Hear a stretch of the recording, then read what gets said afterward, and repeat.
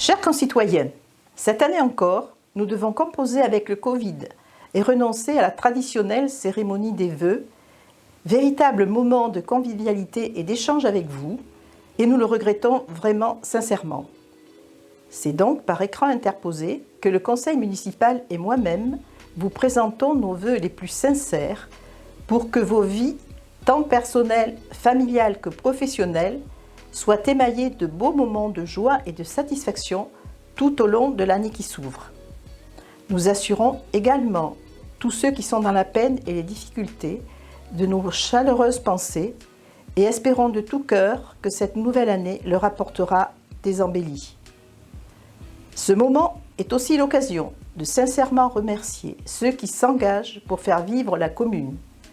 En tout premier lieu, les professionnels, quelles que soient leurs activités. L'épidémie a confirmé combien ils nous sont tous essentiels, y compris les petites mains, bien trop souvent mal considérées. Un grand merci aussi aux membres des associations qui participent à l'activité et à l'attractivité de la commune. Leurs responsables se sont mobilisés pour remotiver leurs troupes et conserver le dynamisme de l'action. Face aux difficultés rencontrées, la commune restera à leur côté. Merci enfin à nos agents, dont l'implication et le sens du service public sont fondamentaux pour le bon fonctionnement de la commune. Ils se sont mobilisés avec efficacité et dévouement, notamment pendant ces périodes compliquées. Nous avons une pensée toute particulière pour tous les soignants et les aidants, qui ont été et sont toujours beaucoup sollicités, jusqu'à l'épuisement parfois. Le Covid nous impose une autre modification dans l'agenda prévu, le report du repas des aînés qui devait avoir lieu le 29 janvier. Nous fixerons une nouvelle date dès que la situation sanitaire le permettra. Dans ce contexte difficile qui alourdit le fonctionnement des collectivités et rend le rôle des élus locaux de plus en plus complexe, il nous faut cultiver l'audace de l'espoir. Cela est exigeant, mais c'est une ardente obligation pour conserver un avenir à notre commune. Il s'agit pour nous d'un objectif permanent. Le bulletin municipal, qui vous a récemment été distribué, détaille les différents investissements engagés en 2021, dont une grande partie a bénéficié du plan de relance.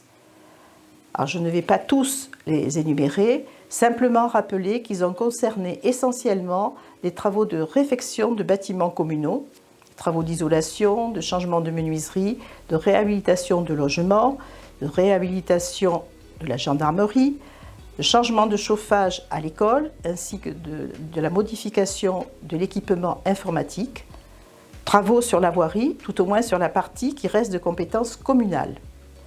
Toujours attentifs à vos difficultés du quotidien, nous avons ouvert une maison France Service dans les anciens locaux de la trésorerie. Des agents de la commune, spécialement formés, vous accompagneront dans vos démarches administratives qui, de plus en plus souvent, doivent s'effectuer par Internet, un outil qui n'est pas maîtrisé par l'ensemble de la population. Le bulletin que vous avez reçu présente aussi les projets votés et ou envisagés pour les 10 ans qui viennent. Nous espérons les avoir exposés clairement et nous tenons à votre disposition pour toutes explications complémentaires que vous pourriez souhaiter. Pourquoi de tels projets ? Parce que notre commune dispose d'atouts incontestables, tant au niveau de ses entreprises que de sa renommée. Mais elle doit impérativement les développer pour attirer de nouveaux habitants, notamment en revitalisant les centres-bourgs, essentiels à l'activité commerciale, pour éviter de s'assoupir. Pour ce faire, il est indispensable d'anticiper les attentes de ces nouveaux arrivants, d'accompagner les porteurs de projets, et nous nous y employons au quotidien. Ainsi avons-nous candidaté au dispositif Petite Ville de demain. Notre candidature ayant été retenue, nous bénéficions désormais de cet outil très important qui nous permet de profiter de la logistique des services de l'État et de son soutien.